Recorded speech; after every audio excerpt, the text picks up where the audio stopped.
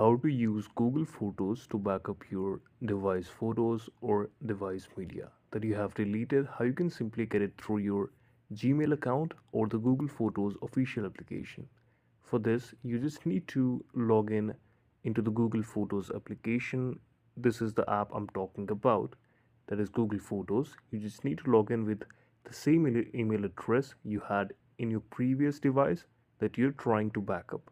Now, if you have the same email address here on your device, simply open the Google Photos like this and then click on the right top of your screen. Here you will see an option of your account that is registered with your Google Photos. Scroll a bit down and then click on Photo Setting.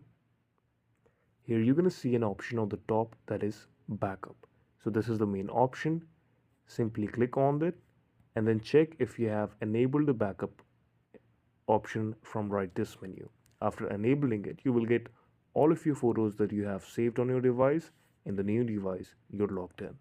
This is all about the video. Thank you so much for watching it.